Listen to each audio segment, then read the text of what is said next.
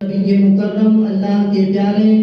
उम्मत के सहारे रब के महबूब दाने गुयूब जलवे सुबह अज़ल नूरे ज़ाते लम यज़ल बाइसे तकवीन आलम फक्र आदम व बनी आदम लैयर ताबा असर नशीन महवशा माहे खूबा शहनशाह हसीना कदीम दोरा मासूम आमिना अहमद मुज्तबा मोहम्मद मुस्तफा सल्लल्लाहु अलैहि वसल्लम की बारगाह कुर्बान में अपनी मोहब्बतों अकीदतों इरादतों का खिराज पेश करें और कहे बाबा से अल्लाहुम्मा सल्ली अला सय्यिदना मौलाना मुहम्मद व बारिक वसल्लम ना तो मनकबत के कुछ शेर आपकी समात के हवाले करना चाहता हूँ, बगौर समात फरमाएं। मुझे भी शाहिद असरा बना दिया होता, मुझे भी शाहिद असरा बना दिया होता, मुझे भी शाहिद असरा बना दिया होता कि नबी की गर्द काफ़े पा बना दिया होता, नबी की गर्द काफ़े पा बना दिया होता। पूरे शेर बगौर समात फरमाए कि शायर की तमन्ना देखिए कि शायर की ख्वाहिश दिली तमन्ना क्या है, वो किस चीज की आरज़ू कर रहा है। इस शेर में बगौर समात फरमाए। सहाबा गिरने न देते जमीन पर मुझको, सहाबा गिरने न देते जमीन पर मुझको। आपने देखा होगा, आपने देखा तो क्या सुना होगा उलमाए कराम से, मुकर्रमीन हज़रात से, जो अपनी तकरीरों में बयान फरमाते हैं। हदीस पाक है कि जब सहाबाए कराम हुजूर अलैहिस्सलातु वस्सलाम वुज़ू फरमाया करते थे तो सहाबाए कराम का ये अमल होता था कि आपके वुज़ू के जो कतरे होते थे सहाबाए कराम उसको जमीन पर गिरने नहीं देते थे। यानी सहाबाए कराम वुज़ू के कतरों को जो आपके जिस्म मुबारक से लग करके जुदा होते थे, सहाबाए कराम उन कतरों को जमीन पर गिरने नहीं देते थे। सहाबाए कराम की हुजूर से इस कदर वालेहाना मोहब्बत थी कि आपकी वुज़ू के कतरों को जमीन से लगने नहीं देते थे। और मोहब्बत की हद तो ये देखिए कि रावी बयान फरमाते हैं, इस हदीस पाक के रावी बयान फरमाते हैं कि ये तरीका, ये अंदाज, ये तरीका इस तरीके से होता था, सहाबाए कराम का ये अंदाज होता था, ऐसा लगता था कि अभी आपस में लड़ लेंगे सहाबाए कराम। यानी इतनी जोर से दौड़ लगा करके उस पानी की तरफ दौड़ते थे सहाबाए कराम। ये सहाबाए कराम का तरीका होता था। और अल्लाह तबारक व तआला ने उस पानी में ये बरकत रखी, ये शिफा रखी थी कि सहाबाए कराम जब उस पानी के कतरों को उठा करके अपने हाथों पर मल लेते और अपने चेहरे पर मल लेते तो शिफा याती पा जाते थे, यानी शिफा पा जाया करते थे वो। कि अल्लाह तबारक व तआला ने अपने महबूब के जिस्म से लगे हुए कतरों में ये कुव्वत और ये ताकत, ये शिफा रखी थी। तो इसी वाक़ये को, इसी हदीस पाक को इसी शायर ने अपने अंदाज में बयान किया कि सहाबा गिरने न देते जमीन पर मुझको, कि वुज़ू के पानी का कतरा बना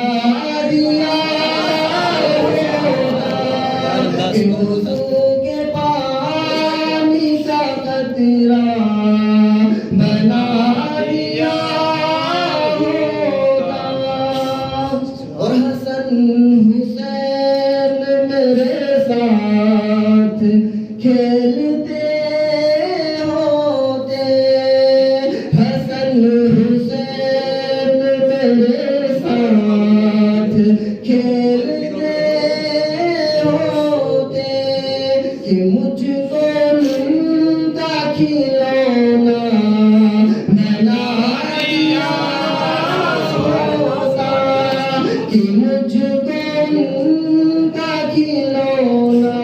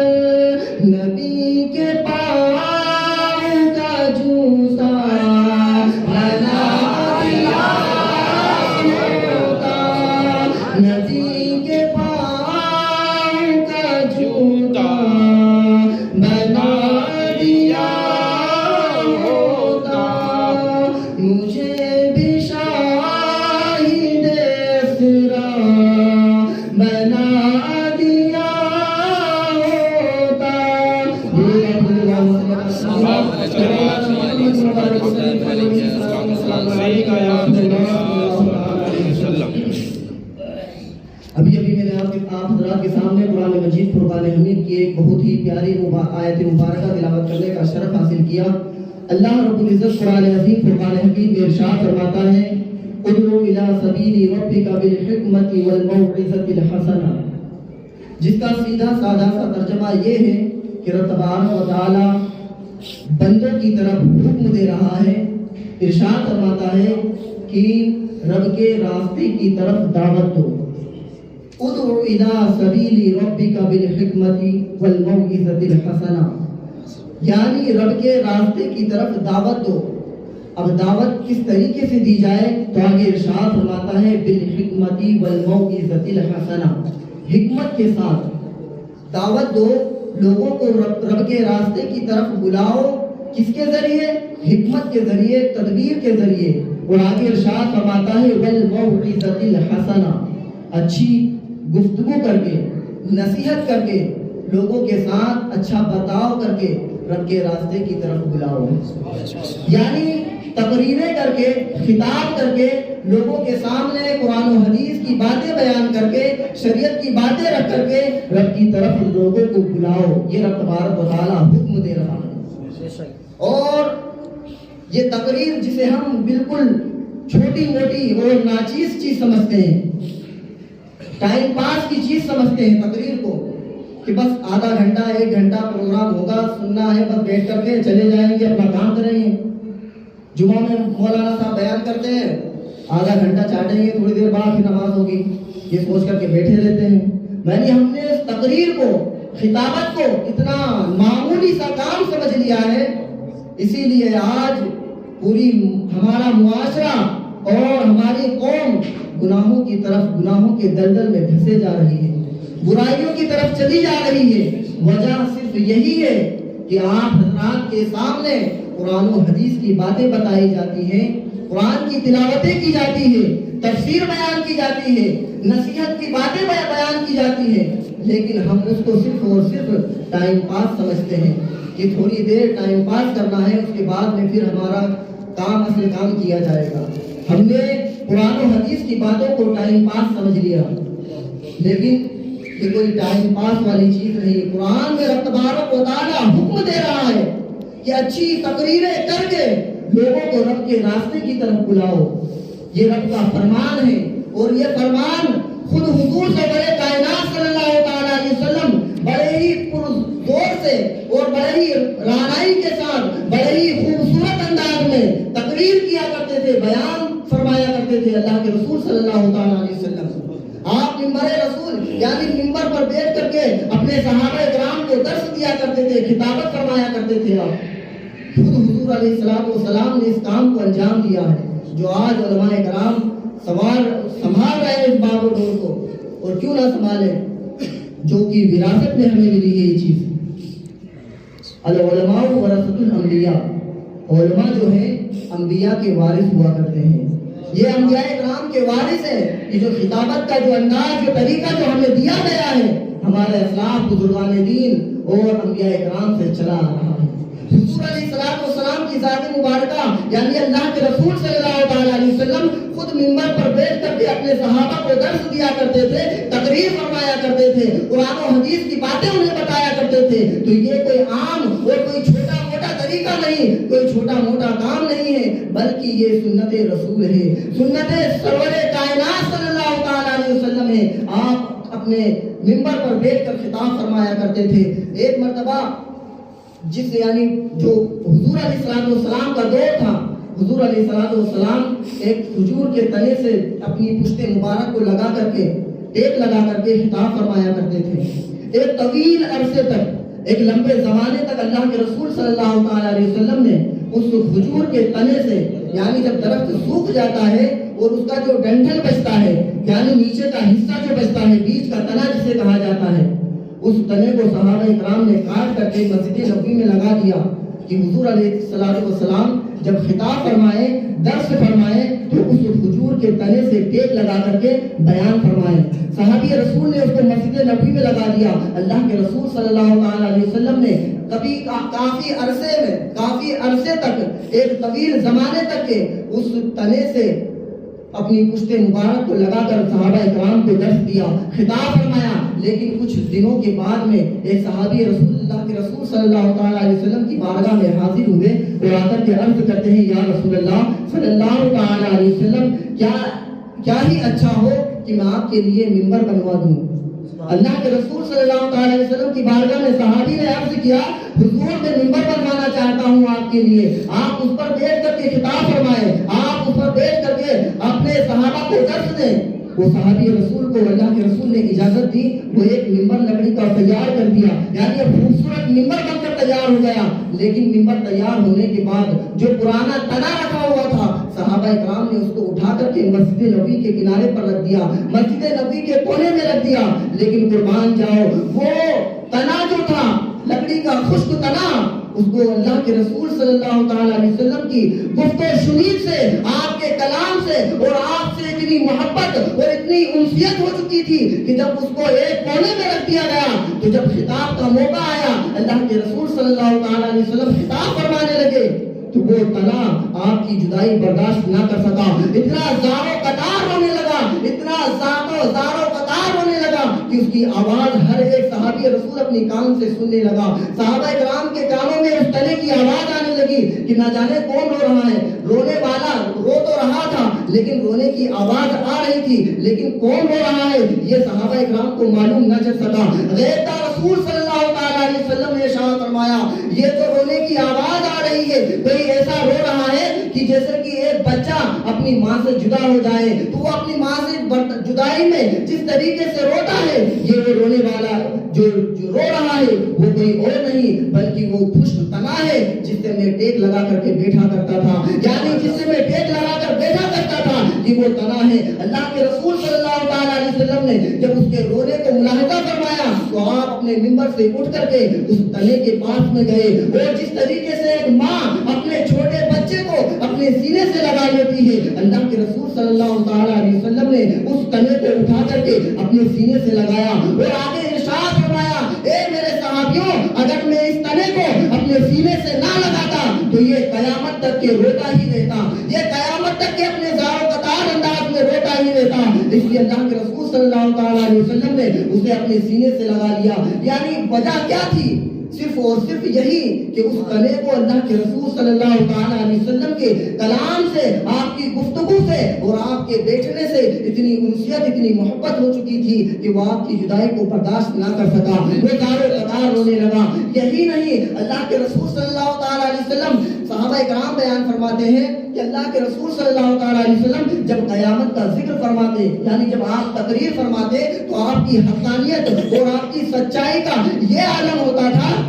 کہ ایسا لگتا تھا کہ جیسے ہی محفل ختم ہوگی اور قیامت برپا ہو جائے گی۔ یعنی اللہ کے رسول صلی اللہ علیہ وسلم کا خطاب کا انداز یہ تھا، ایسا لگتا تھا کہ ابھی محفل ختم ہوگی اور قیامت برپا ہو جائے گی۔ اللہ کے رسول صلی اللہ علیہ وسلم اس طریقے سے، یعنی آپ کے انداز اور آپ کے طریقے میں وہ رانائی اور وہ خوبصورتی ہوا کرتی تھی۔ یہی نہیں، صحابہ اکرام بیان فرماتے ہیں کہ حضرت ابو بکر صدیق بھی جب بیان فرمایا کرتے تھے تو ایسا لگتا تھا کہ ابھی ہمارے دلوں میں اتر جائیں گے۔ یعنی حضرت ابو بکر صدیق کا بھی تقریر کا انداز اتنا پیارا اور اتنا خوبصورت انداز تھا، ایسا لگتا تھا کہ ابھی ہمارے دلوں میں اتر جائیں گے۔ اور جب حضرت عمر فاروق اعظم رضی اللہ تعالی عنہ خطاب فرمایا کرتے تھے تو صحابہ اکرام بیان فرماتے ہیں ایسا لگتا تھا کہ عمر فاروق تو یہاں پر بیان فرما رہے ہیں اور کیسر و کسرا وہاں پر کانپ رہے ہیں۔ یہ انداز ہوا کرتا تھا حضرت عمر فاروق اعظم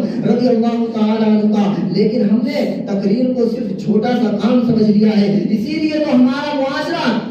گناہوں کی طرف، گناہوں کی دلدل کی طرف چلا جا رہا ہے۔ ہم پستی کی طرف کیوں جا رہے ہیں؟ صرف وجہ یہی ہے کہ قرآن و حدیث کو ہم نے دلوں کے کانوں سے سننا بند کر دیا ہے۔ ہم ظاہری کان سے سنتے ہیں، ایک کان سے سن کر کے دوسرے کانوں سے نکال دیتے ہیں۔ وہ صحابہ کرام کا بیان کرنا اور وہ صحابہ کا سننا، اللہ کے رسول کا بیان کرنا اور صحابہ کا سننا، آپ بیان فرماتے تھے کتنی کتنی حقانیت اور کتنی سچائی ہوا کرتی تھی، اور سننے والے بھی کتنے خوبصورت ہوا کرتے تھے کہ جو آپ کی زبان سے باتیں نکلتی تھی وہ آپ ان پر فوراً عمل کیا کرتے تھے۔ لیکن آج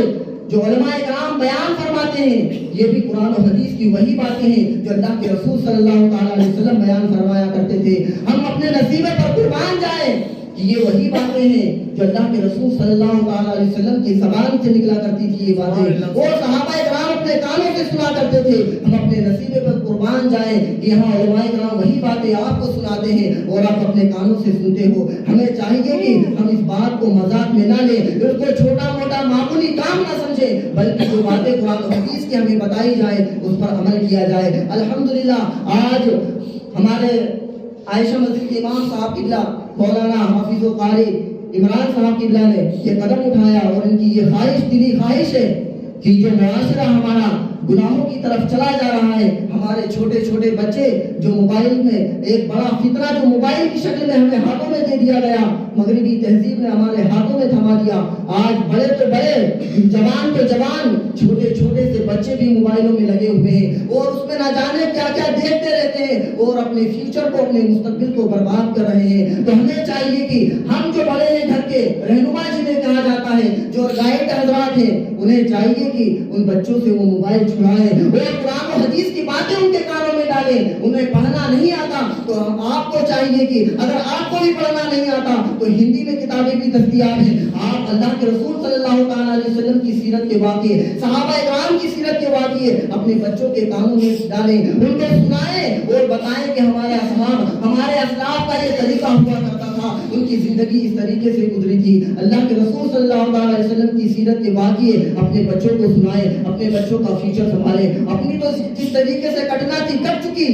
ہماری تو جس طریقے سے کٹنا تھی کٹ چکی، اب ہمیں چاہیے کہ ہمارے بچوں کی آنے والی زندگی اللہ اور اس کے رسول کے راستے پر گزرے اور اس کے فرامین پر عمل کرتے ہوئے اپنے بچوں کی زندگی گزرے۔ تو میں بات کر رہا تھا کہ اللہ کے رسول صلی اللہ علیہ وسلم خود خطاب فرمایا کرتے تھے، صحابہ کرام بھی بڑے پیارے انداز اور خوبصورت انداز میں تقریر فرمایا کرتے تھے۔ اب آئیے بڑے پیر حضور غوث اعظم رضی اللہ تعالیٰ عنہ کی بارگاہ میں چلے کہ حضور غوث اعظم رضی اللہ تعالیٰ عنہ جب آپ تعلیم حاصل کر چکے، علم حاصل کر چکے، یعنی آپ خود فرماتے ہیں درست العلم حتی صرت قطبا، میں نے علم حاصل کیا یہاں تک کہ میں قطبیت کے اعلیٰ مرتبے پر فائز ہو گیا۔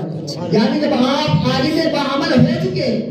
تو آپ فرماتے ہیں کہ مجھے تقریر کرنا نہیں آتی تھی، مجھے گفتگو کرنا نہیں آتی تھی، عوام الناس کے سامنے کھڑے ہو کر کے خطاب کرنا نہیں آتا تھا۔ یہ غوث اعظم رضی اللہ تعالیٰ عنہ فرما رہے ہیں۔ لیکن آگے ارشاد فرماتے ہیں کہ ایک دن آیا، ایک رات آئی، اور رات میں میں نے حضور علیہ السلام کی زیارت سے مشرف ہوا، یعنی حضور علیہ السلام میرے خواب میں تشریف لائے اور آپ نے اپنا لعاب دہن میرے منہ میں ڈالا، ایک مرتبہ نہیں بلکہ 7 مرتبہ اپنا لعاب دہن میرے منہ میں ڈالا اور فرمایا اے عبد القادر اب تو بیان کیا کر، اب تو تقریر کیا کر۔ حضور غوث اعظم رضی اللہ تعالیٰ عنہ فرماتے ہیں کہ یہ رات گزر گئی، آپ صلی اللہ تعالیٰ علیہ وسلم نے اپنا لعاب دہن میرے منہ میں ڈالا 7 مرتبہ۔ اگلی رات آئی اور اس رات میں بھی حضرت علی کرم اللہ تعالیٰ وجہ الکریم تشریف لائے، آپ کے خواب میں تشریف لائے، حضرت علی مرتضیٰ تشریف لائے۔ لانے کے بعد میں حضور غوث اعظم رضی اللہ تعالیٰ عنہ سے کہا اے عبد القادر اپنے منہ کو کھولو۔ میں نے اپنا منہ کھولا،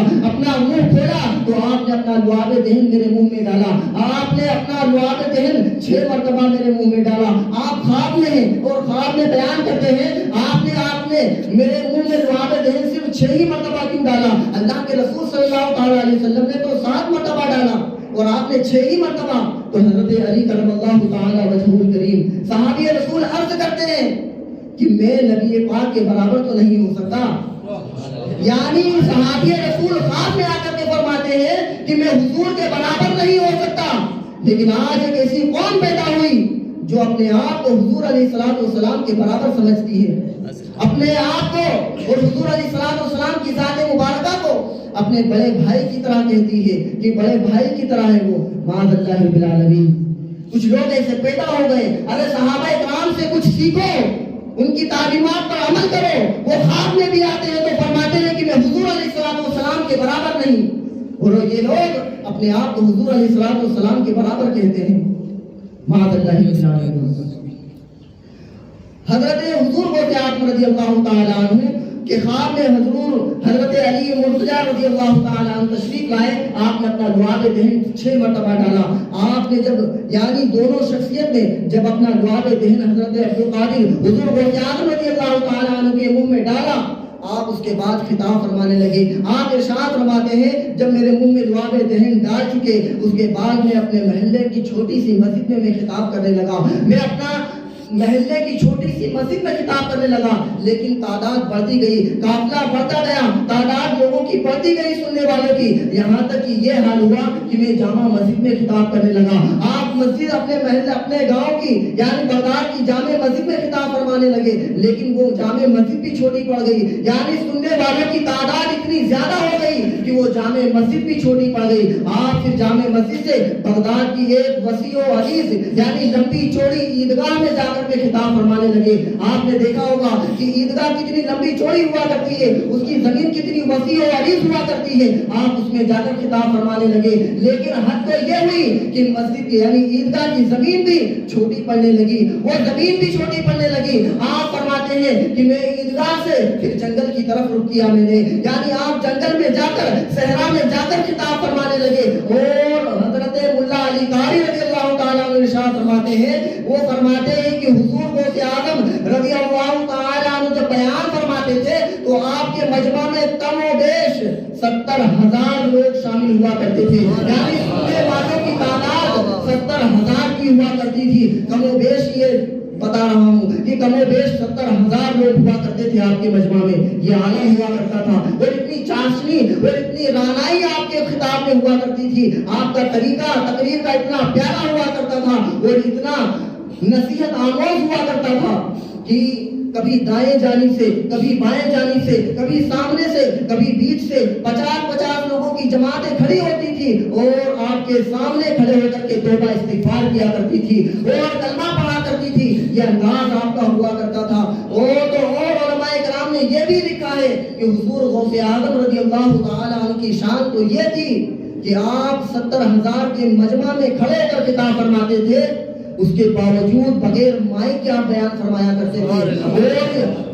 جیسا کہ ایک یعنی آپ کے سامنے بیٹھنے والا جس طریقے سے آپ کی آواز کو سنتا تھا، اسی طریقے سے محفل کا سب سے آخری بیٹھنے والا انسان بھی آپ کی آواز کو ویسے ہی ملاحظہ فرمایا کرتا تھا. یعنی یہ شان حضور غوث اعظم رضی اللہ تعالیٰ عنہ کی تھی. اور آپ فرماتے ہیں کہ جب آپ کا مجمع ختم ہوتا تھا، جب آپ کی محفل ختم ہوتی تھی تو محفل ختم ہونے کے بعد میں کئی جنازے آپ کی محفل سے اٹھا کرتے تھے. یعنی آپ کی نصیحتوں کا یہ عالم ہوتا تھا کہ گنہگار انسان اپنی سانسیں گوا دیا کرتا تھا، یعنی انسان اپنی سانسیں کھو بیٹھتا تھا. یہ آپ کا انداز گفتگو ہوتا تھا اور نصیحت کا طریقہ ہوا کرتا تھا. حضور غوث اعظم رضی اللہ تعالیٰ عنہ کی شان بڑی پیاری شان، بڑی اعلیٰ شان ہے آپ کی. آپ کے مرتبے بڑے اعلی مرتبے ہیں. حضور شیخ سعدی رحمۃ اللہ علیہ ارشاد فرماتے ہیں، حضور غوث اعظم کی شان میں ارشاد فرماتے ہیں کہ غوث اعظم درمیان اولیاء جو محمد درمیان انبیاء.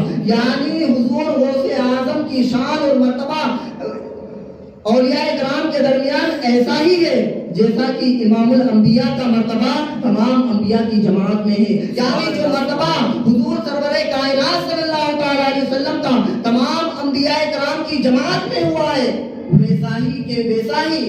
آپ کا مرتبہ اولیاء کرام کی جماعت میں ہے. اور آپ تو یہاں تک کہ فرماتے ہیں جب آپ سے پوچھا گیا کہ آپ کی ولایت کس طریقے کی ہے تو آپ فرماتے ہیں، آپ اپنے قدم کی طرف دیکھ کر کے ارشاد فرماتے ہیں کہ جب تک میرا قدم کسی کی گردن پر لگتا نہیں تب تک کہ اللہ تبارک و تعالیٰ کسی کو ولایت نہیں عطا فرماتا. یعنی حضور غوث اعظم رضی اللہ تعالیٰ عنہ جب تک قدم نہیں لگتا اللہ تبارک و تعالیٰ اسے ولایت کا درجہ نصیب نہیں فرماتا. یعنی آپ کے قدم مبارک سے لوگوں کو ولایتیں ملتی ہے. آپ خود ایک کتاب کے درمیان ارشاد فرماتے تھے، ارشاد فرمایا آپ نے، قدمی ہاتھی علی رقبتی کلی ولی اللہ، یعنی یہ میرا قدم تمام ولیوں کی گردن پر ہے، تمام ولیوں کی گردنوں پر ہے میرا قدم. یہ حضور غوث اعظم کی شان ہے، یہ آپ کا مرتبہ ہے. آپ کا بڑا ہی پیارا اور بڑا ہی عظیم مرتبہ ہے. حضور غوث اعظم رضی اللہ اللہ تعالیٰ عنہ کی بات چلی، میں آپ کے سامنے ایک واقعہ، آپ کی سیرت کا ایک واقعہ آپ لوگوں کے سامنے رکھتا ہوں اور اپنی بات کو سمیٹتا ہوں۔ آپ حضور غوث اعظم رضی اللہ تعالیٰ عنہ ایک مرتبہ دو مسلمان، ایک یہودی اور ایک مسلمان کے درمیان جھگڑا ہوا، آپس میں بات چلی۔ وہ یہودی کہنے لگا کہ ہمارے عیسیٰ علیہ السلام تو مردوں کو زندہ کر دیا کرتے تھے، یعنی ہمارے جو نبی تھے عیسیٰ علیہ السلام وہ مردوں کو زندہ کر دیا کرتے تھے، اور وہ سیدھا سادہ مسلمان، اس کے پاس اس بات کا علم نہیں تھا کہ حضور علیہ السلام بھی اس بات پر قادر ہیں، یعنی آپ یہ قدرت رکھتے ہیں کہ آپ اگر چاہیں تو مردوں کو زندہ کر دیں، اور نہ جانے کتنے مردے آپ نے زندہ فرمائے، لیکن وہ شخص، وہ مسلمان اس بات کا جاننے والا نہیں تھا۔ وہ آپس میں لڑنے جھگڑنے لگے، اتنے میں حضور غوث اعظم رضی اللہ تعالیٰ عنہ کا گزر ہوا، ان لوگوں کے پاس سے گزر ہوا، تو حضور غوث اعظم نے جب اس یہودی کی بات کو ملاحظہ فرمایا اپنے کانوں سے، تو آپ رک گئے اور رک کر کہنے لگے کہ تو کیا کہتا ہے کہ تیرے یعنی عیسیٰ علیہ السلام نے مردوں کو زندہ فرمایا ہے اور حضور علیہ السلام نے مردوں کو زندہ نہیں فرمایا، یہ کیسے ہو سکتا ہے؟ ارے حضور علیہ السلام کی تو بات دور کی ہے، میں ان کے گدا کا گدا ہوں اور میں خود مردوں کو زندہ کر دیا کرتا ہوں، یہ حضور غوث اعظم رضی اللہ تعالیٰ عنہ نے فرمایا۔ تو اس نے کہا یہ کیسے ممکن ہو سکتا ہے، ذرا مجھے دکھاؤ تو صحیح۔ آپ کو وہ لے کر کے ایک قبرستان میں گیا، اور قبرستان میں جانے کے بعد میں اس نے ایک سب سے پرانی اور بوسیدہ قبر کو تلاش کیا، دیکھا کہ یہ سب سے پرانی قبر ہے، جو پھٹی ٹوٹی قبر ہوتی ہے، اس کو اس نے دیکھا اور آزمانا چاہا، کہا یہ ہے مردہ، اسے آپ زندہ کر کے دکھاؤ۔ لیکن حضور غوث اعظم رضی اللہ تعالیٰ عنہ کی شان دیکھیے، آپ نے یہ فرمایا کہ یہ صرف مردہ زندہ ہو جائے یہی کافی ہے، یا جو یہ کام کرتا تھا اپنی زندگی میں، جو کام کیا کرتا تھا وہ کام کرتا کرتا زندہ ہو؟ اس نے کہا کہ یہ تو اور بہتر بات ہے، آپ نے قدم یعنی آپ نے اس مردے کو حکم دیا قم باذن اللہ، یعنی آپ نے اس قبر کے پاس کھڑے ہو کر رب